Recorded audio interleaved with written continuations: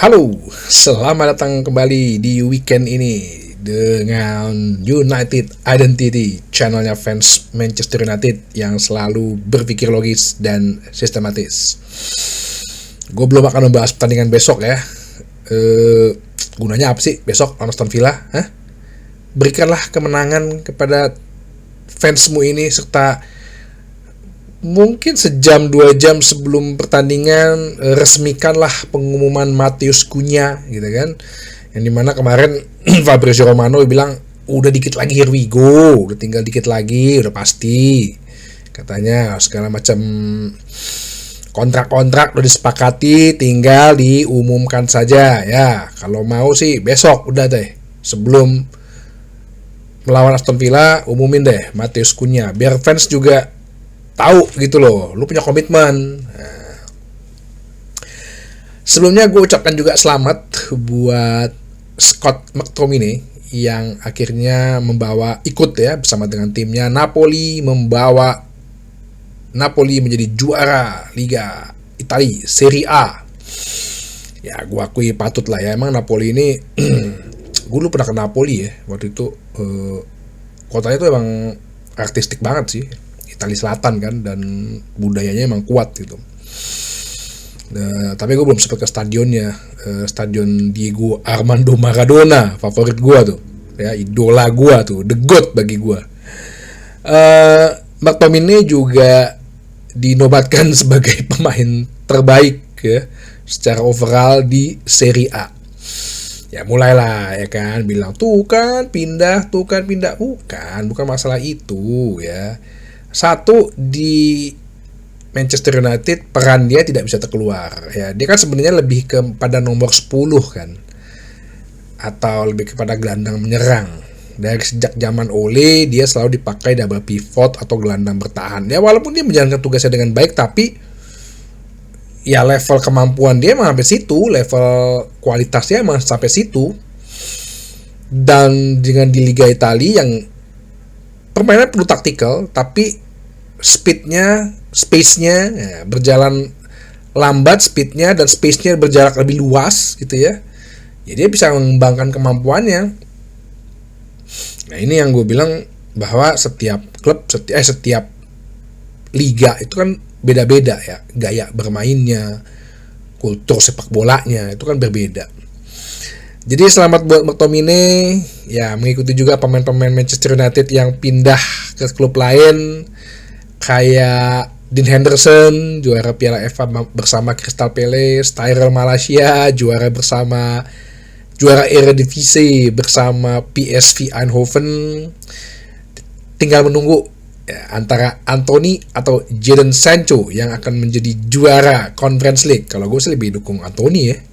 Kalau gue akan lebih rela Anthony juara gitu. Ya menurut gue that's your redemption gitu. Itulah penebusan lo gitu ya. Ketika orang itu, lo tuh paling enak ketika lo mendapatkan apa ya istilahnya, prestasi ya, keberhasilan, sukses lah di saat sebelumnya lo diremehkan. Waduh, itu rasanya lo akan puas banget ya, ketika orang banyak membuli dia, the Lord, the good Anthony nyindir gitu kan, si gasing. Tapi kalau dia bisa juara nih, ya kan cuma konversi, bodo amat, juara gitu ya, nggak usah ngomongin kasta 1, kasta 2, kasta 3. Ya levelnya dia emang di level klubnya kan di situ. Gue sih lebih senang Anthony juara. Kalau Sancho pasti nyinyirnya malah ke kita gitu. Ya walaupun kan Sancho agak lumayan bagus juga sih kalau di Conference League gitu. Ya, tapi kita lihat aja ya. Tapi intinya siapapun itu ex Manchester United, once is a red, always a red, kita ucapkan selamat. Oke. Pertama gue pengen kasih berita bahwa ini Al Hilal ini bener-bener serius nih untuk mendatangkan Bruno Fernandes. Jadi Bruno Fernandes ini ditawar dengan angka fantastis yang gue pernah beritahukan ya, gue infokan bahwa untuk cashnya ke Manchester United itu sebesar 100 juta pon. Untuk cashnya nih, gue beli nih ya, nggak pakai cicil-cicil, nggak pakai segala macam, nggak nih, gue kasih 100 juta pon. Kemudian untuk gajinya itu sekitar 700.000 pound per pekan ya. Coba lu bayangin aja tuh, 700.000 pound per pekan kan berarti sekitar ya 7 kali 4 aja 2,8 kali ya kita hampir 30 jutaan pon lah, 30 juta pon lebih per pekan ya. Itu plus dengan ada bonus-bonus lagi, karena total bisa sampai setahun itu bisa hampir 65 juta pon. Dan katanya agennya bener-bener datang dan menemui perwakilan Bruno dan sudah memberikan official penawaran ya. Juga si Al Hilal ini bilang bahwa gue mengultimatum Bruno Fernandes selama 72 jam ke depan ya. 72 jam berarti ya sekitar 3 hari ya, sekitar 3 hari, berarti minggu depan hari Senin, untuk menentukan lo mau apa enggak. Karena si Al Hilal ini mengejar sebelum adanya Piala Dunia antar klub. Terakhir kan itu gue ngomong siapa lo gitu Al Hilal ya. Cuman ketika setelah kita kalah dan kita butuh duit nih, ya kalau Manchester United sih menerima aja, gue saranin. Tapi gue juga agak ragu kalau Bruno mau menerima ya. Sebab kenapa? Gue nggak tahu. Ya dia sih umur 31 tahun ya tahun ini ya. Itu uang kan udah bener-bener bisa membantu keluarga dia banget gitu. Ya 65 juta lo per tahun lo digaji. Dapat dari mana? Terus ya, tapi lu juga harus mikir bahwa gue pindah ke sana secara kapabilitas gue masih dilirik kan nih. Contoh ya, yang paling dekat ini ya tim nasional. Ingat tahun depan tuh Piala Dunia. Semua pemain pasti mau main di Piala Dunia, dan mungkin ini Piala Dunia terakhirnya Bruno Fernandes. Umurnya 31 kan. Nggak tahu deh 4 tahun lagi 35 kalau dia emang masih bisa, ya fisiknya sih masih kuat sih kalau gue lihat. Ya. Atau dia coba-coba agennya berbicara, oh ada klub lain nih yang mau lo, entah Barcelona, entah Real Madrid sih mungkin. Nah, itu yang gue lihat bahwa pertimbangannya pasti Bruno mungkin dia bilang gak hanya finansial, itu betul ya, ke diri dia juga. Dia kan tipenya kayaknya pengen nama gitu ya, nama yang dikenang gitu. Ya kalau dia misalnya bilang stay pun ya gue juga tidak akan menyalahkan gitu loh. Apakah klub Manchester United meyakinkan dia gitu, tolong dong Bruno, kita nih butuh duit, tolonglah gitu. Ya kita belum tahu. Tapi at least tidaknya dikasih ultimatum untuk keluar dari Manchester United oleh Al Hilal dengan kontrak dan penawaran yang gue berikan kepada lo. Oke, kita tunggu aja. Tapi yang pasti udah ada nama ya selain Bruno Fernandes, yaitu yang sudah melakukan pembicaraan, katanya mulai melakukan pembicaraan dengan klub mengenai masa depan, yaitu Alejandro Garnacho. Itu kan kemarin gue ceritain abangnya mulai ikut-ikutan gitu kan ya, bahwa lu seharusnya bisa bermain lebih banyak menitnya. Ya udah, oke, nggak apa-apa deh kalau mau pindah. Napoli tuh juara Serie A tuh, kayaknya pengen ngincer lu dari kemarin kan. Bayar deh cash 50 juta, kabarnya sih 60 juta ditaruh price listnya.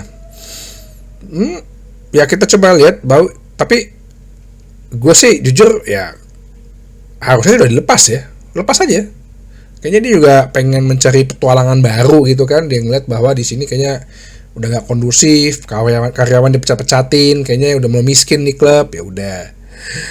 Dan ada 4 nama lagi yang kayaknya sudah mulai dipertimbangkan atau sudah melakukan pembicaraan mengenai masa depannya, yaitu Casemiro, Rasmus Højlund yang kabarnya diincar oleh Inter Milan, Juventus juga, serta Luke Shaw ya. Sama dengan juga Andre Onana. Andre Onana ini kabarnya juga diminati oleh Saudi. Nih ya, kalau Andre Onana pergi nih, Gue sih maunya Emiliano Martinez, Dibu Martinez masuk deh. Ya. Butuh banget kita kiper yang komen di belakang tuh kuat gitu ya, berkarakter kuat gitu.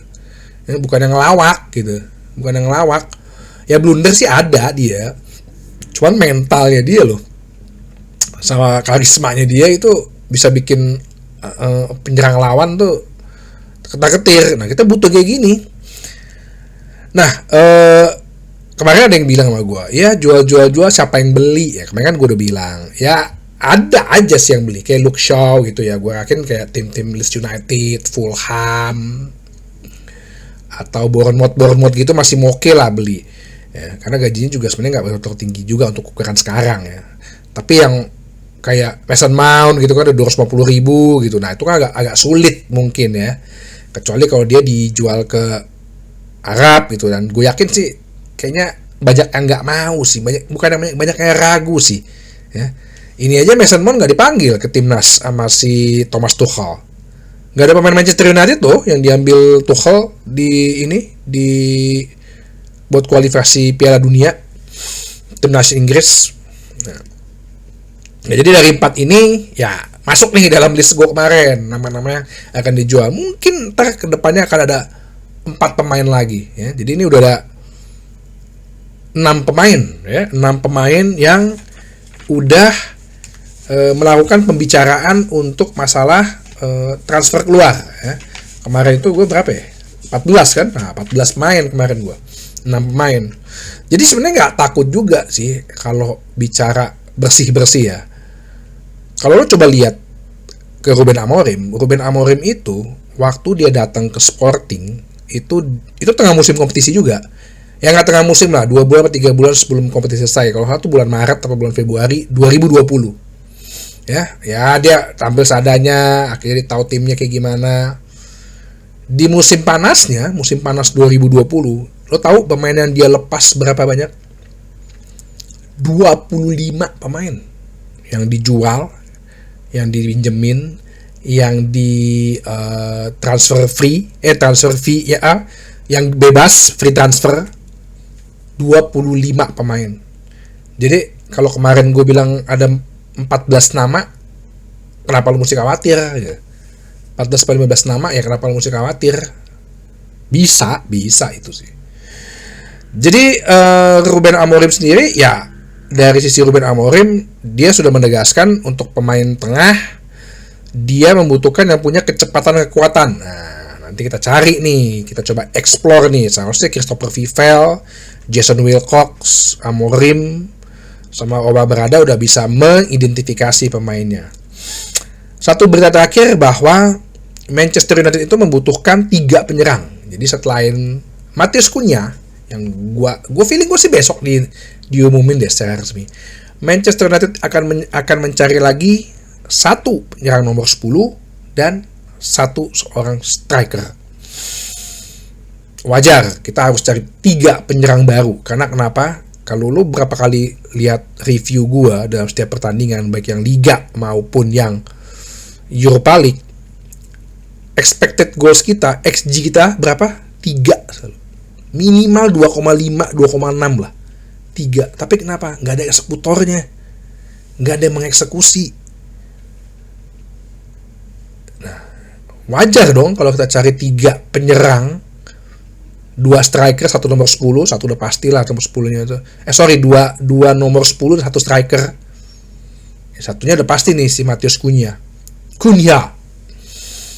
Satu lagi nomor 10 ya mungkin banyak nama-nama, Ryan Cherky atau Trincao yang anak buahnya dulu di Sporting. Strikernya ya ada yang bilang Liam Delap.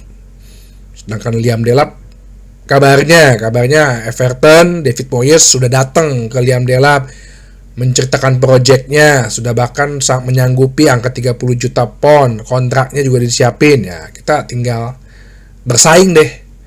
Everton kan peringkatnya di atas kita sekarang. Ya kan?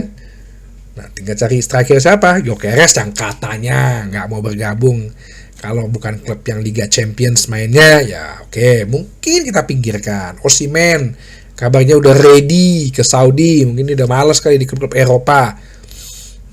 Banyak kan yang bisa kita cari. Oke, nanti kita coba identifikasi, kita scouting siapa aja pemain-pemain yang bisa memenuhi tadi ya kriteria-kriterianya Ruben Amorim, pemain tengah, punya kecepatan kekuatan, penyerang, nomor 10 dan striker. Nah, kita akan bahas lagi nanti di episode selanjutnya di channel United Identity, channelnya fans Manchester United yang selalu berpikir logis dan sistematis. Terima kasih.